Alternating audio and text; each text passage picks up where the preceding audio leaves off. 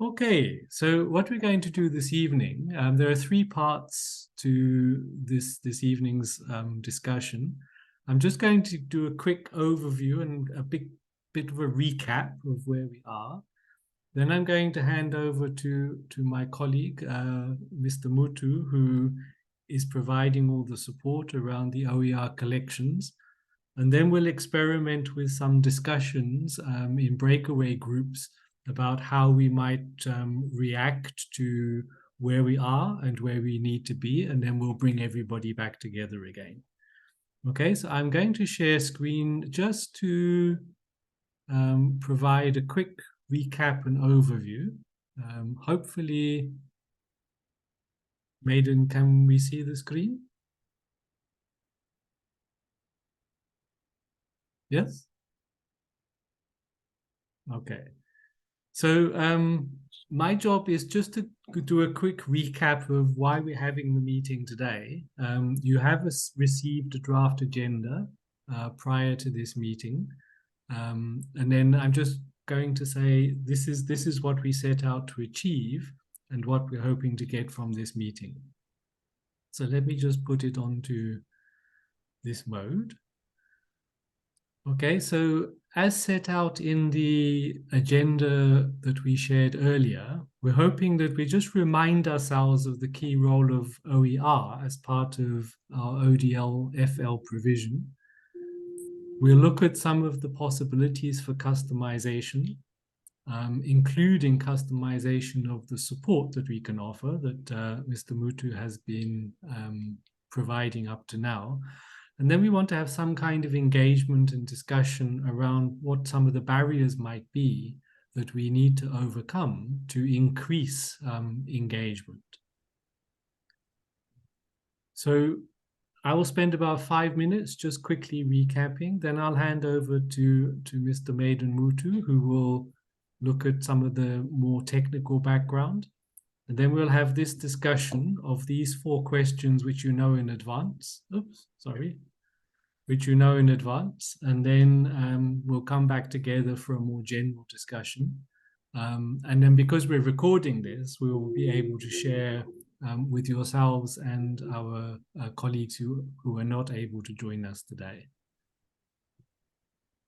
So just to remind you that right at the start of this initiative, which is a partnership between Packfold Learn at USP and the Commonwealth of Learning, with financial support from the Ministry of Foreign Affairs and Trade in New Zealand, we first began by developing a regional collection of open educational resources that we thought might be useful to help teachers to cope with emergency remote teaching.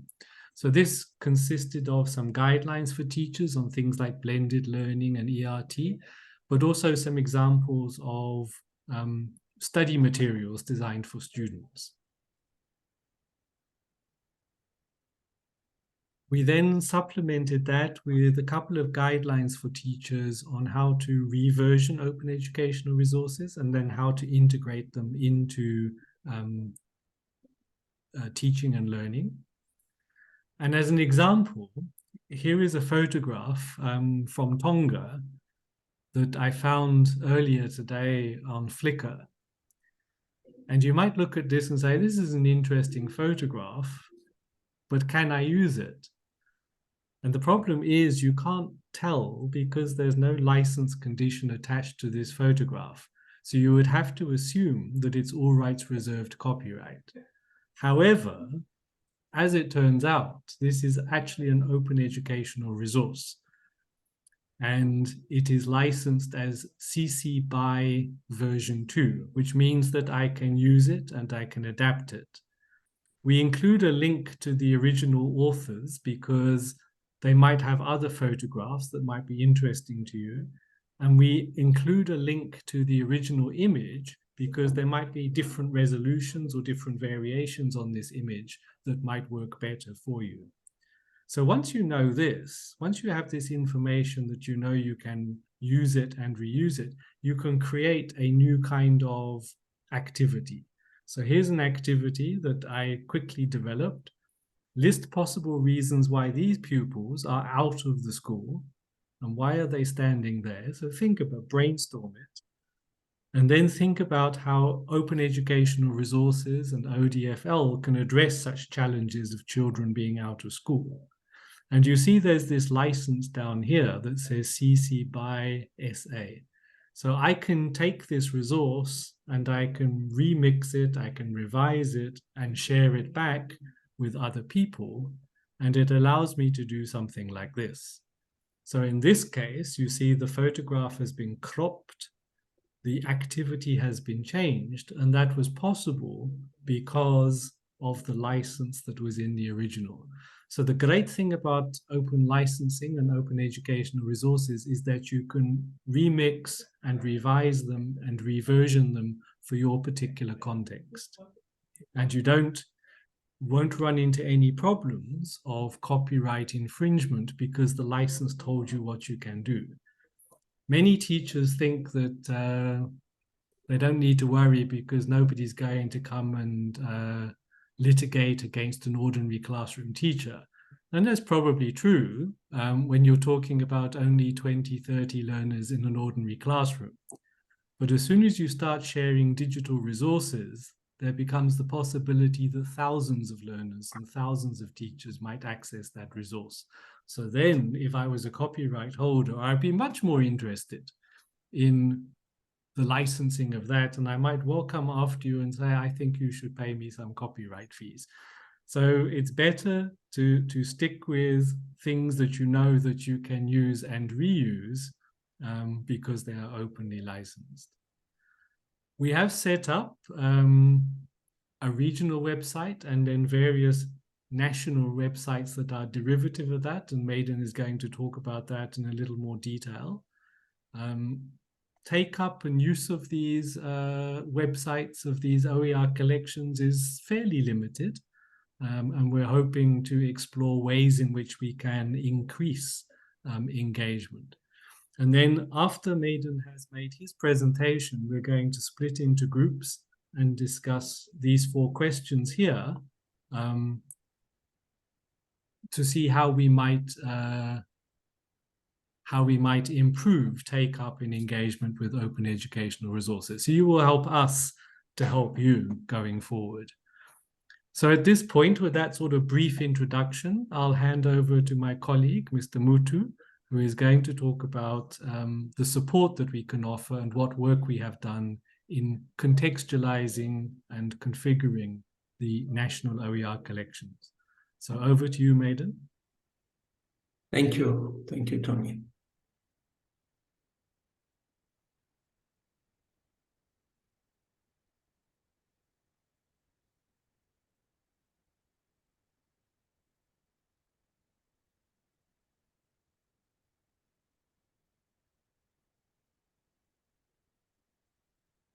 Yeah, thank you. Thank you very much. My name is Madan. I'm part of Commonwealth of Learning as a consultant.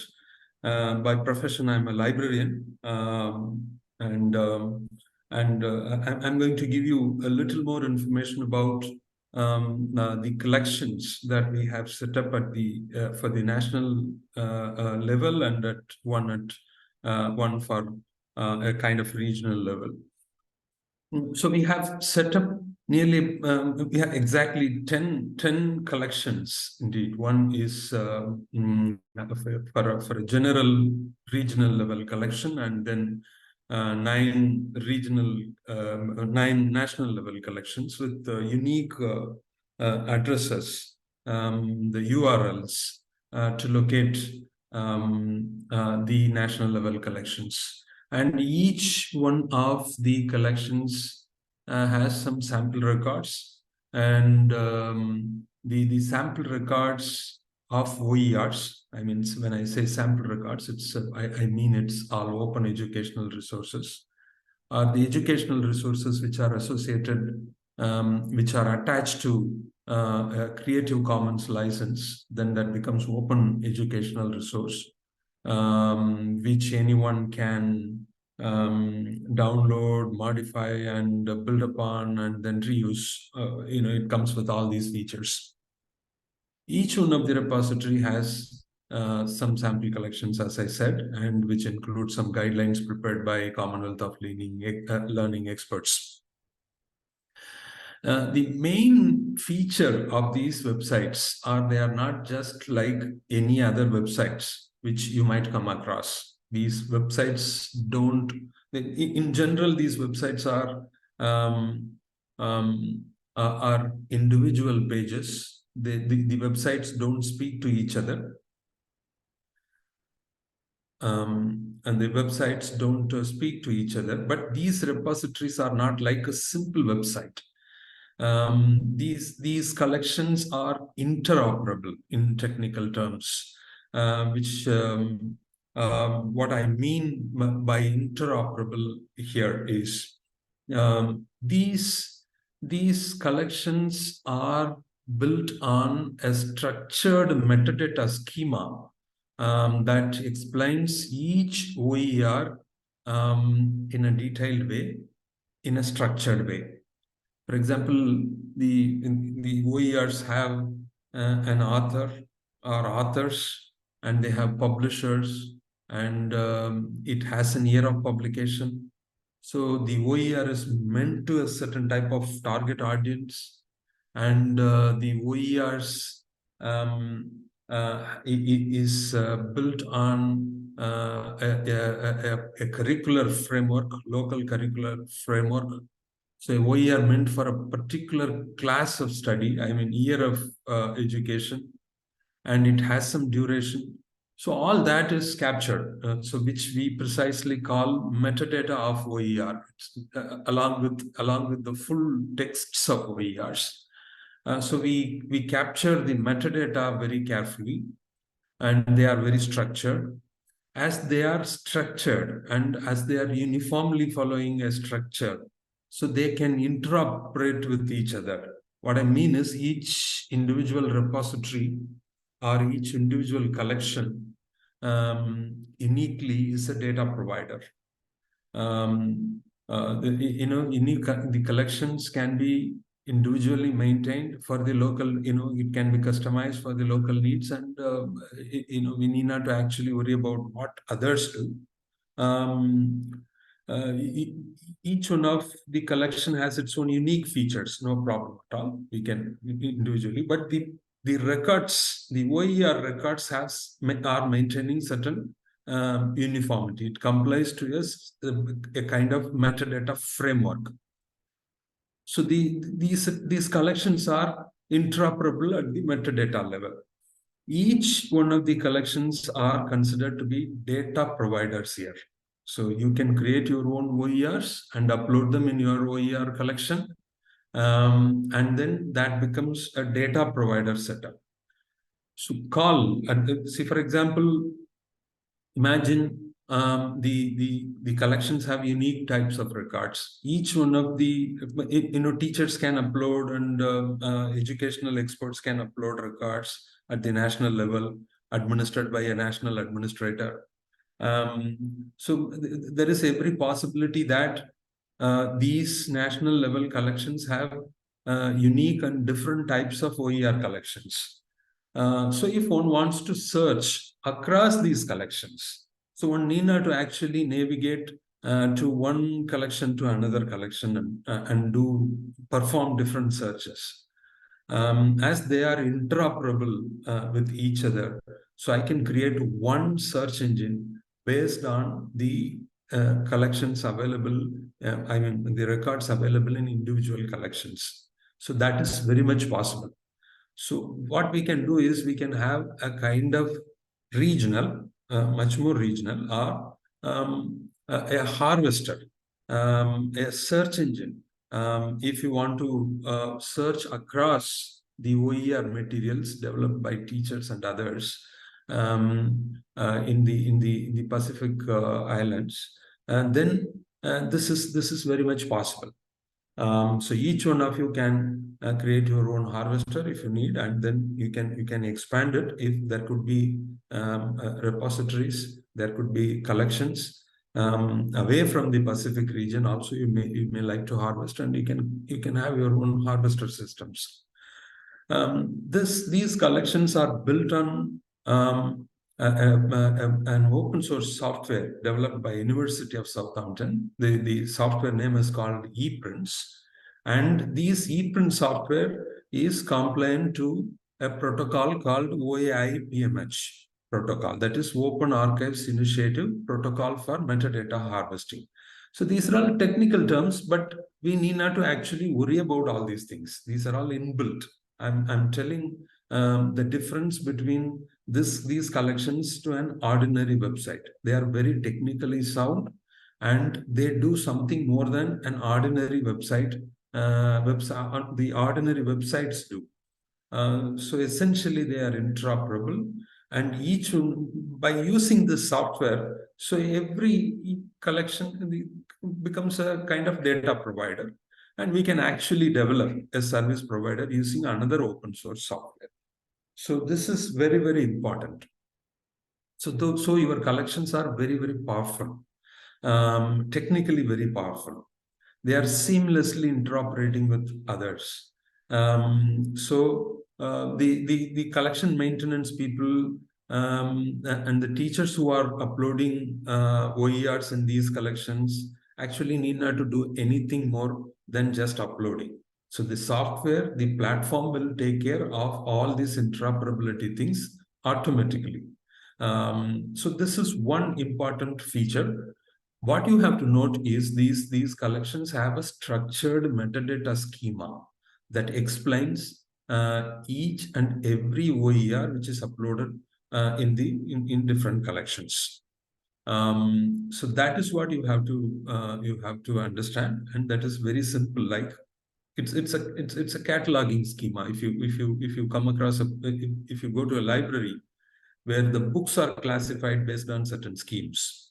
Books have author names, publisher names, year of publication, and place of publication, subject of that books, and so on. So similarly, we are cataloging the OERs in a structured way. And the another important feature of this repository is that these collections are coming up with a plugin that captures the usage in a much more detailed way. So you can identify you can get to know about the people who are actually using the OERs in your collection, from which country the people are using which search engine one has reached to your collection. All that at granular level, you'll be able to get a detailed set of download statistics of the OER collections. And you can have these download data year on year, and you can have data for a particular OER, or you can have and then download statistics for a particular author's OERs. For example, I have prepared some 10 OERs and uploaded in a particular collection. So I want to know how many times my OERs have been downloaded by others within this region and outside the region, and so on. So at the author level, at particular duration level for only 1 year, or by date, and so on, and all, you'll be able to download and at a very granular level. And it gives a representation through maps. So how many people have from India have downloaded OERs in this collection? All these very, very nicely presented in this download statistics module. So also I can come to know, are people coming directly to my collection and then search and download a particular OER, or they are coming through Google kind of search engine, or different types of search engines and used to reach this particular collection. So all that detailed download statistics will be available for you to actually, this is an encouraging thing. So if my OERs are downloaded more often, then I can understand that it adds some value. So it gives a kind of encouragement for the OER authors that to do more. So you can follow it up actually who is downloading and using these OERs. So I have highlighted only two important features of technically that come with this OER collections, apart from the actual metadata schema and other things and all. So now, it's not a very static framework. So you can customize and configure the collections according to the local needs. See, every region has its own way of it has its own curricular framework, nationally approved. Schools, particularly the public schools, they follow a certain standard. I'm talking to you from India.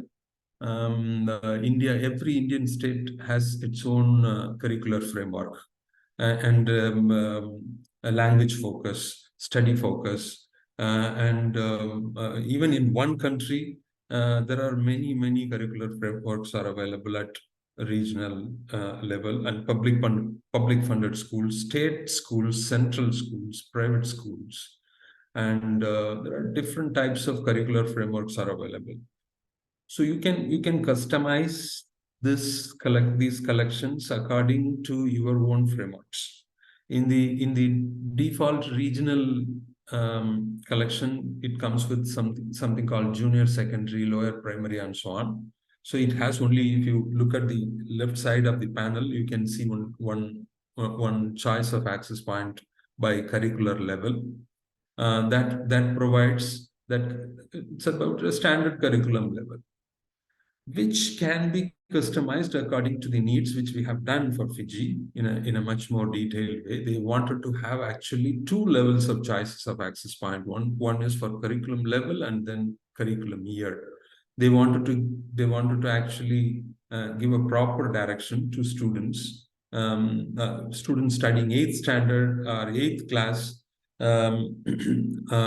should go to the 8th class related materials. So we will be able to customize it, and then we'll be able to provide a choice of access point.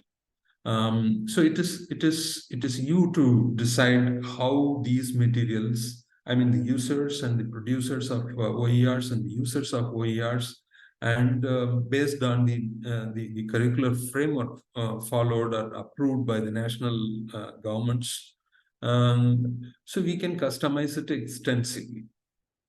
So what I'm saying is these platforms are so flexible. So teachers can accommodate different types of schemes and levels, all that, and then we can if we can come up with a clear instructions, then it won't take much time for our technical team to actually customize these collections to suit your own needs. So we have done one for Papua New Guinea, and where they don't want by class, but they wanted to have only by different curriculum levels. They came up with 9 levels, and then we will be able to change it to their own needs. So what I'm saying is it's so flexible. So you can change it as you need. At the distributing the records in different forms, and you can create much more. Already it comes with certain levels of access points by author, year of publication, subject, and curriculum level, curriculum year, and you can expand it further if you want to add more metadata.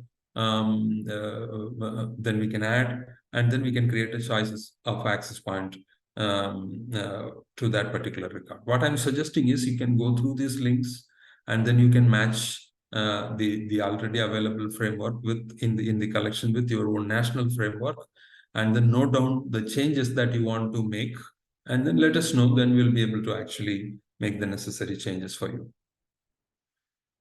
The next point is see these collection, the most important part in this collection is the OERs. So you have the teachers, you have to encourage teachers and other interest groups. It's not only teachers. There are many who wants to produce an OER to explain certain things, certain courses for within the classroom, within the school structure, within the college structure or university structure, or away from the university structure. Also, many people want to would like to produce OERs. So we have to upload as many OERs as possible here. So what these collections have is the number is very small. It's still running with the sample records. Many of them are running with the sample records which are already uploaded in the collections. So what is important is populating these collections with more and more OERs, which is key. So you can just without any worries, whatever is available at present, and whatever the educational materials that can be converted as OERs by associating Creative Commons license quickly. It can be a text, it can be as Tony was showing, it can be an image, it can be a video, it can be an audio, or it can be a simple plain text of small hints. What we would expect you to do is to populate the repositories, populate the collections more and more. Then the usage will be more, and we can actually create a kind of harvester and then popularize the individual collections at the national level, and then technically it will be easy for us to actually expand the usage beyond the national boundaries. More than that, so what we have set up is a very standard, front end. The themes can be customized as you need. So you may have your own branding guidelines or branding expectations. See, for example, the same software, ePrints, which we use to build these collections, is improved in this way. This is another OER. Indeed, it's a OER of translated materials from English to Indian languages, and in Indian languages to English. So aesthetically, this is much more beautiful. It has a good landing page. So we can also change the themes of these collections as you need. So that is very much possible. And as I said, I think we can customize the collections and choices of access and create more choices of access points. So it is very flexible.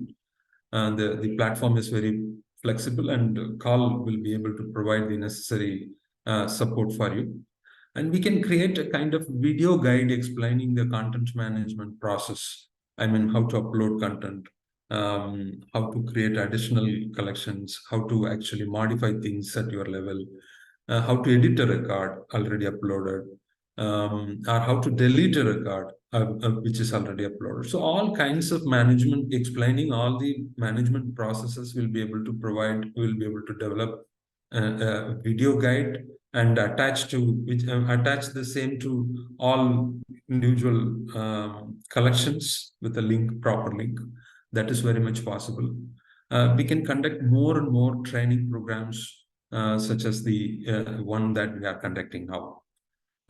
So with these things, so I would like to stop here, Tony, for the breaking, and then we would like to know more about what you need so that we can make the necessary changes and then help you use these collections better.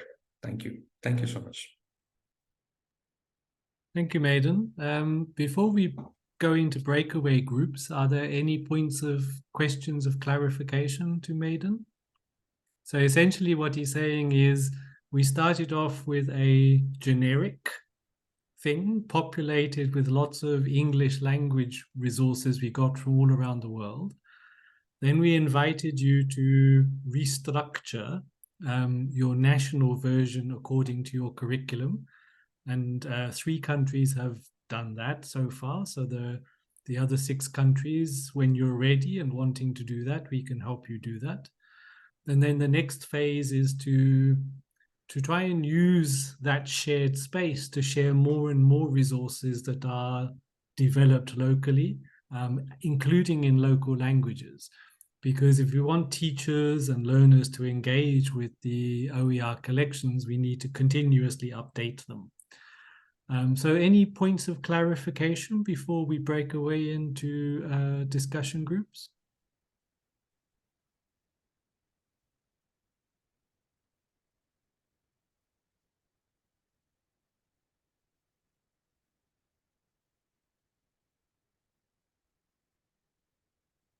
Okay, so there don't seem to be questions at the moment. You'll see that I've put in the chat.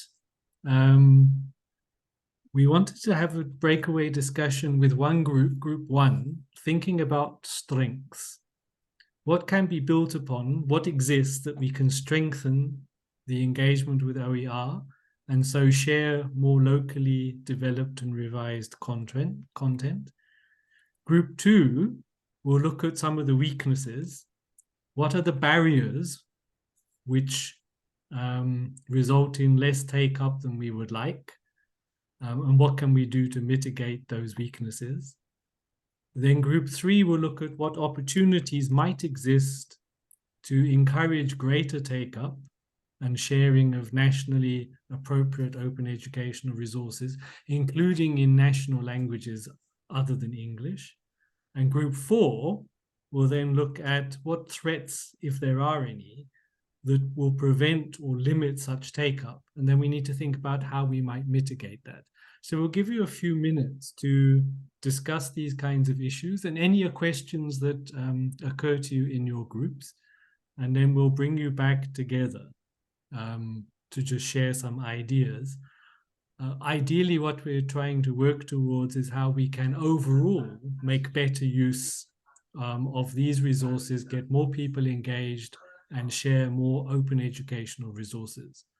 So I'm just going to set up 4 groups. So remember, group 1, strengths, group 2, weaknesses, group 3, opportunities, group 4, threats. We'll give you a few minutes and then I'll call you back together.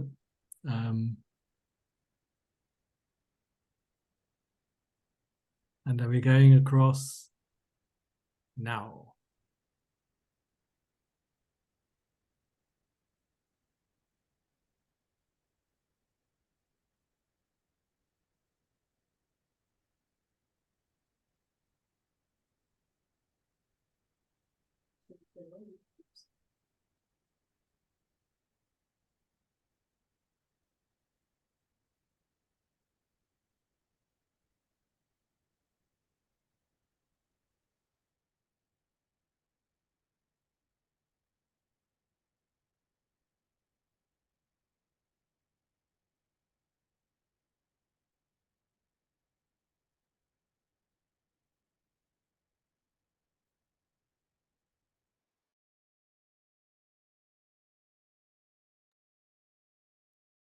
So how's it? You are group 1. So you'll be looking at what strengths can we build upon to maximize use and take up of open educational resources using your National OER collection. Is that okay? Yep. Okay, good stuff. All good.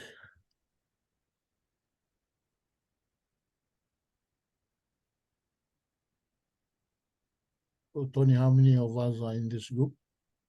In most groups, we've got 3 people. So we've got Villatati, Floria, and I can't see A third one? third name. So you have at least 2. I'm just checking who has maybe not joined you, and then I'll bring her in. Okay. Right.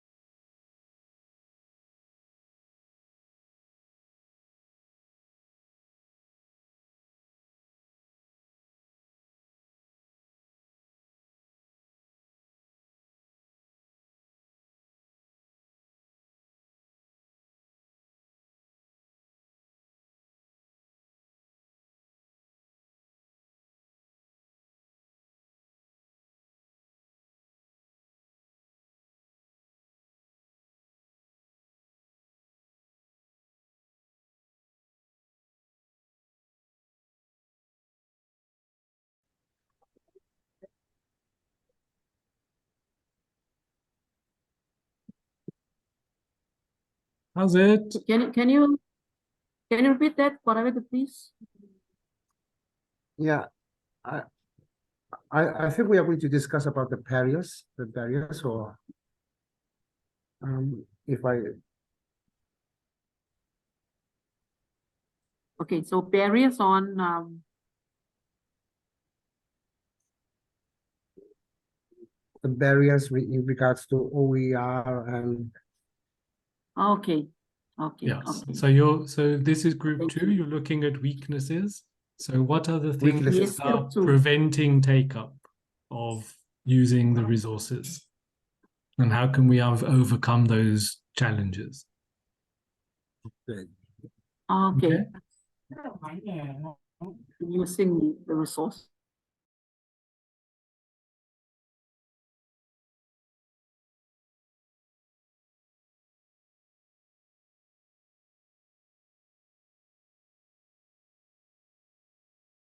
Keeps shutting off. I don't think we're allowed.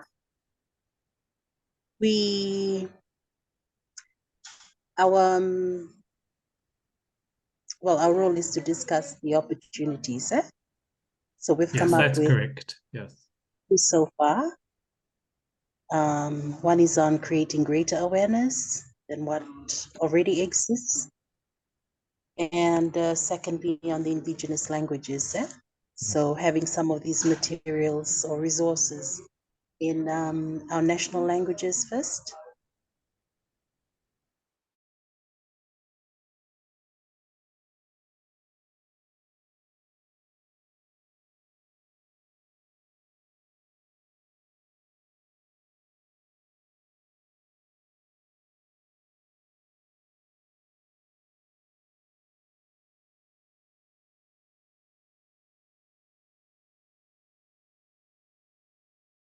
ICT and yes. Any other point Yes, you I feel we think should? that's also the points, but also maybe the lack of the capacity for us The- Mm. to adapt those resources, That's true. those OER resources. I mean to customize those Yes, yes. into to meet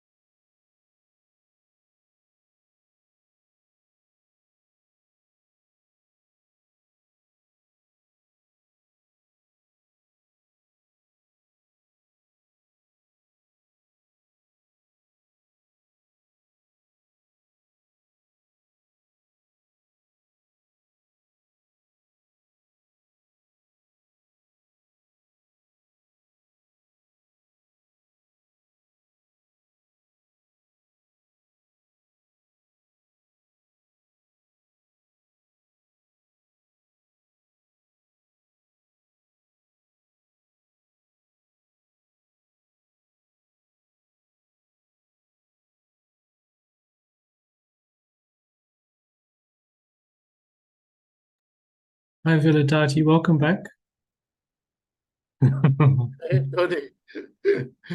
Okay, so Vilatati, I've just pulled people back together. They should join us in about 32 seconds or so. All right.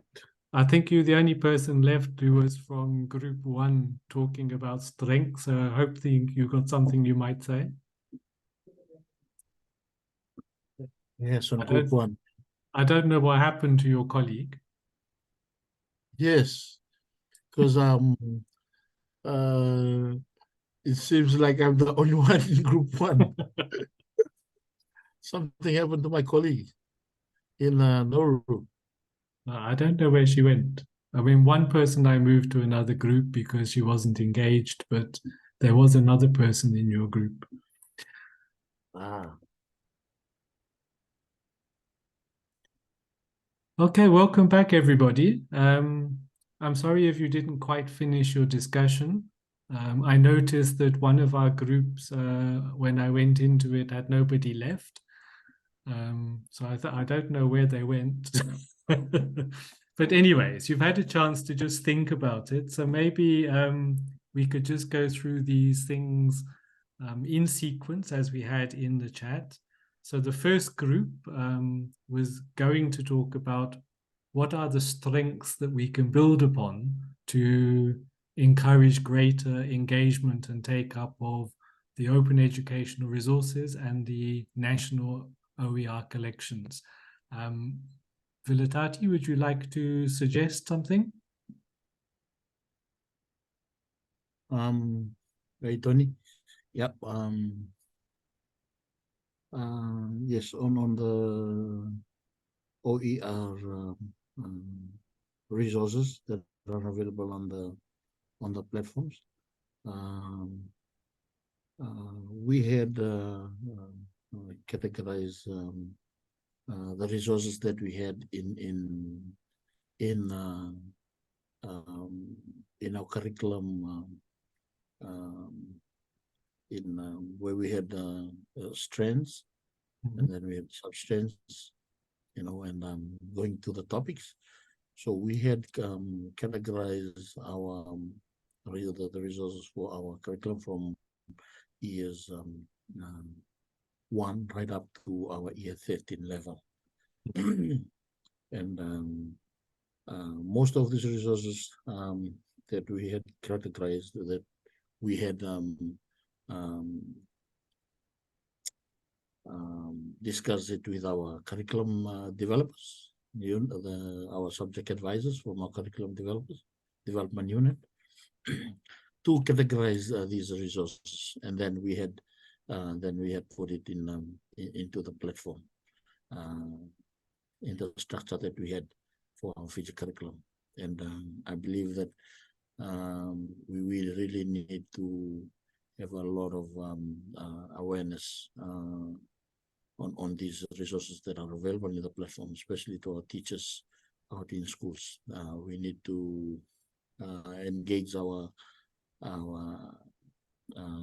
heads of schools and teachers in disseminating this information to them, so that they can readily access this information. I believe that's not really what is in the ground right now. Most of the teachers are not aware of the platform, and we really need to have that awareness out, and the discussion through with our forums, where we can address that we have these platforms available for the teachers in schools to access for their resources, right? To help them in the teaching and learning in the classroom. Thanks, Vilatati. Because it's freely available, and they can easily access it. And the thing also is that it's really scalable. It's very easy to distribute with little or no cost. Yeah. Thank you, Tony. Okay, thanks, Vilatati. So in Fiji, because they've already reconfigured the platform by years, Yes. if a teacher or a learner was looking for grade 8 material, they wouldn't have to search through the whole platform. They could go straight to curriculum year 8. So if we know that year 8 is a problem area in the curriculum where we're losing learners or where teachers are struggling, we know that that field we need to fill with more resources, and include increasingly more resources that have been created locally that speak to local contexts. Okay, but you started to touch upon one of the weaknesses is that not enough teachers know about it. So that takes us to group 2, who were discussing some weaknesses. Who will speak on behalf of group 2? Do we have a volunteer from group 2? Mary, everybody. Okay, Lucy. Yes, so we were a bit lost at the beginning, but then we managed to come up with some ideas. Okay. And if I'm right, we're supposed to have discussed the, you know, some weaknesses or challenges Mhm. that we or teachers are facing in using online resources, OER. Are we on the right track, Tony? Yeah. So what are the barriers or the things that are preventing Yeah, the teachers barriers and that we- learners for using, Yes, and then what so, can we do well, about it? One, yep. So one which will always be the main barrier is you know, the accessing the internet in terms of you know, the connectivity, the availability of the devices, the costs. But what's also important is how the teachers, you know, select the you know, the correct or the genuine resources online, the licensed resources. I think that's also very important. A lot of teachers are not aware of you know, the online resources, and that's what you know, what we've been trying to you know, conduct awareness and as well as trainings to our teachers. A lot of teachers also do not have the capacity to use the technology, and that's a barrier because in order for them to, you know, to be able to access to online or these kinds of resources, they need to have that capacity. They need to be able to use the, you know, the technology that can help them to you know, access these resources. So I think that's what we came up with in that you know, bit of time that we had. Thank you. Okay, But thank I you very mean, my much. friend there, if he may want to add. Anybody else from Group 2 want to add?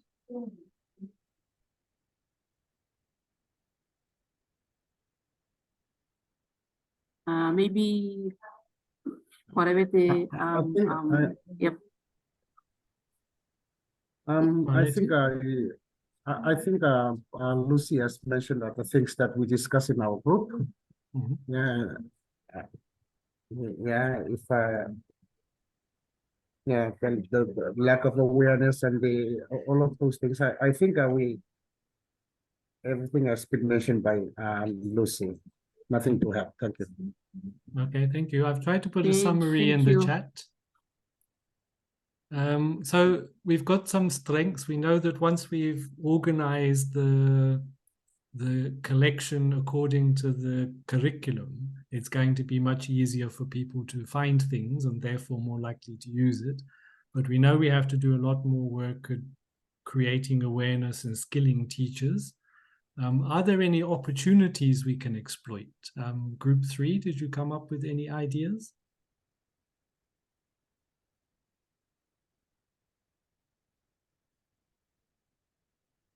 Okay, take a note. Anne, would you like to share? Okay, Anne. Yeah, I leave it to Anne to share it for us. Okay, thanks. All right. Thank you. We came up with 4 opportunities. And you know, just after listening to the first 2 groups' presentation, I feel like there's some overlap here, so I'll just continue. The first is to create greater awareness, and I think that was already mentioned by an earlier group.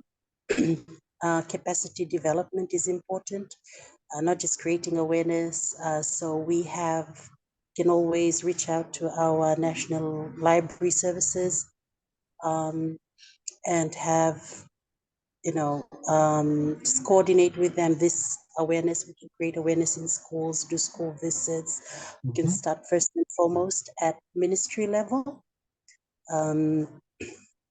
So creating greater awareness at ministry level and then working closely with national libraries in order to you know, inform teachers and not only inform them about this platform, but also building on how they can utilize this platform to their benefit. The other one was on translating some of these resources in the indigenous languages so that it reaches a wider audience. The other one was on there was that question on whether to have a policy on open educational resources or not. So for Fiji, we do have a national policy on OER, but in Kiribati and Nauru, they've yet to establish a policy. The question that was raised, however, was whether to have a generic policy or just to have member countries create their own OER policy. So these are some of the ideas we came up with in our discussions. Thank you. Thank you very much indeed. So again, I've tried to summarize that in the chat. We had one group that were looking at any possible threats to moving ahead and making greater use of OER and the OER collections. Is there anybody from Group 4 still with us?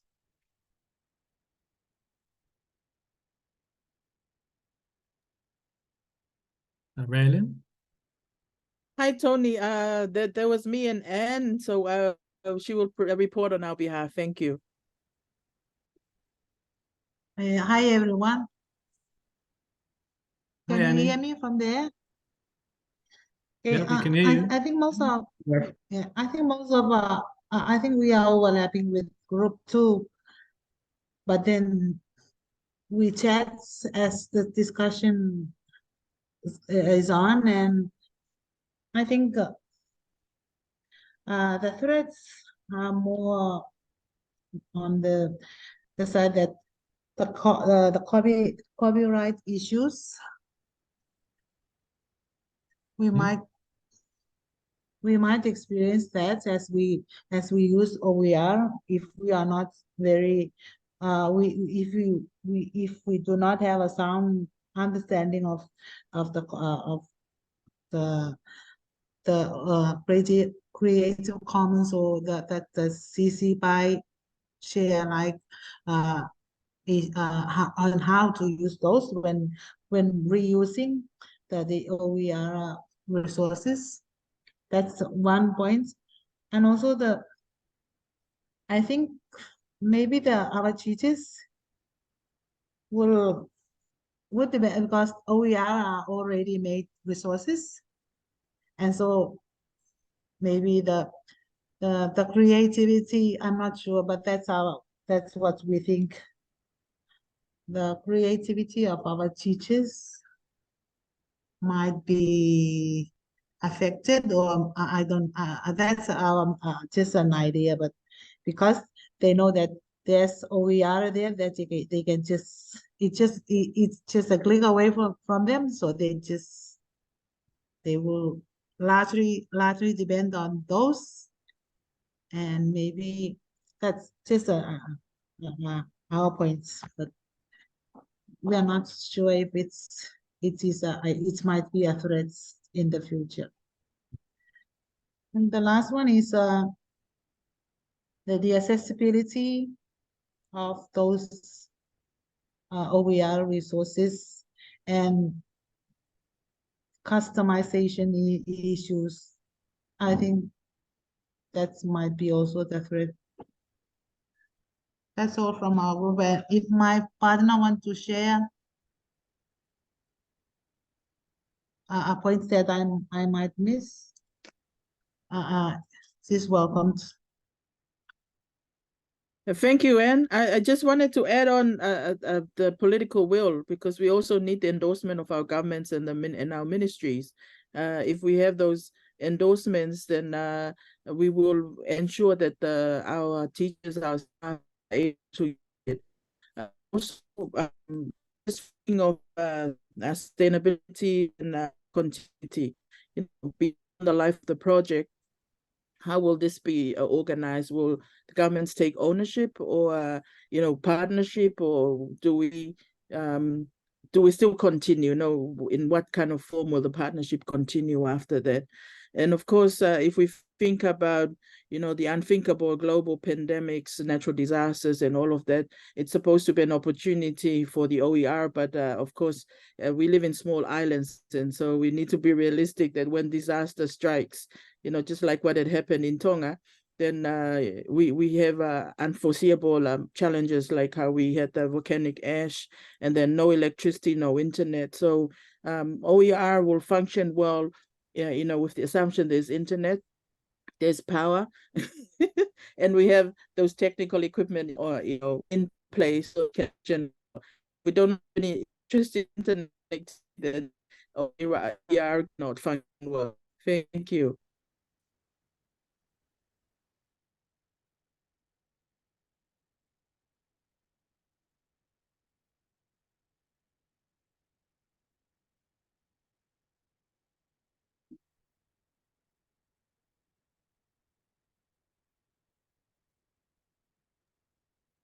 Sorry, Tony, you're Sorry. muted. You're on mute. Yes, it's a mute. Yeah, Unmute. sorry. Yeah, as you noted, we've come out of the COVID pandemic, but it's probably not the last pandemic we'll ever have. And also there are other challenges that disrupt ordinary face-to-face provision. So if we can set up a place where teachers and learners can access resources designed for self-study, that can make us more resilient in the long term. But as has been noted, political will is needed.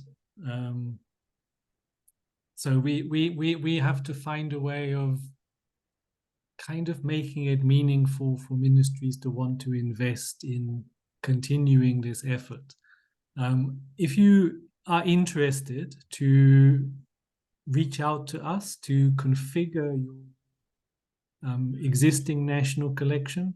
If you would like further training for teachers in open educational resources, if you go to the COL website, we have a short course. You can just put in COL Commons and it will come up. There's about 31,000 teachers have taken this orientation to open educational resources. And I can even help either from open schooling or from teacher education. COL can help if you want to put a team together to develop curriculum-based open educational resources. We can probably support a team to do that. Maiden is on hand to help. Maiden, do you want to add anything? Yeah. So the one problem I noted is the connection and the electricity.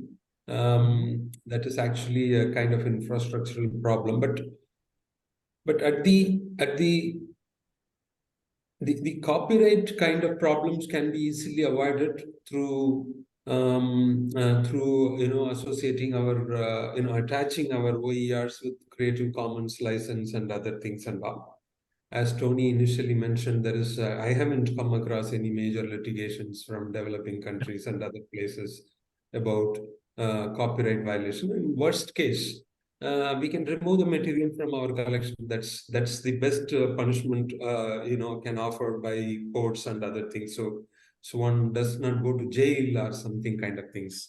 So this is the copyright. Actually, we need not worry much about. And at the collection level, even if we don't have internet penetration, still we have to have a server like this and then deposit a copy on the server. As I study in the Pacific Island states, the internet penetration is improving over as we progress, these resources will become handy and then more powerful to use. So at present, the technologies are available in COL, and then the hosting is done at the COL level. So we should actually exploit the availability of these servers and technologies. Even the usage is minimal. We should still build on developing collections and uploading them in the servers. That is very much important. And it will be very valuable as we get internet, more powerful internet in the foreseeable future. Other than that, as I said, I think we can customize it nicely. We can make it as a kind of welcoming online space for uploading materials and then making use of it. And we can compress the materials in such a way that the downloading time and the data expenditure will be reduced. We can experiment on that. So you can consider this as a kind of experimental bed for now, to upload more and more repositories and then compressing it in easy formats and other things. So I sincerely hope that the internet and other problems will be solved very soon in your region. And that time it will be very, very, very useful. These kind of repositories and collections will be very, very useful. Thanks, Maiden. So if you would like support, if you haven't already reconfigured your OER collection at a national level, and you would like some support for that, or if you've already reconfigured it to suit your curriculum, but would like some help in developing locally produced open educational resources which you can share on your national curriculum, please reach out to me. I've put my email address in the chat. tmays@col.org is very simple. And then Maiden and I will do our best to help you to make greater use of the collections that you have. Any last questions, points of clarification before we close for today? Tony, I just have a question. Regarding the OER, is there any country that use it as a link from the main website of the ministries, or has it been done? So at the moment, as far as I know, they're still standalone. Nobody's asked us to port from from our site to the ministry site, but I was just wondering if any country has that in place, just to see the comparison of the awareness and the number of visits, because if you have it linked to the ministry websites and people who go there, somehow may be able to access it. Maiden, I'm sure we could do that at some point. That would mean the ministry would have to become the host, yes? Yes. We can shift the servers to the local servers anytime, so that's not a problem. Yeah. So if you're interested in doing that, Raylin, reach out to me and I'll put you in contact. I will be in touch with you, Tony, with a lot of ideas. But you know how I'm not in the ministry anymore, so I have to go and talk to them nicely too. Thank you. Excellent. All right. Well, in that case, what I will do is we'll close here. I'll render the recording. I will share it with you, everybody who registered, probably sometime during the course of tomorrow. Okay. So good night, everybody. Good morning or good afternoon or good evening, depending on where you are. And thank you for joining today and sharing your ideas. Thank you, Maiden, for joining us as well. And we'll be in touch. Bye-bye, everybody. Tony, goodbye. Bye. Bye-bye. For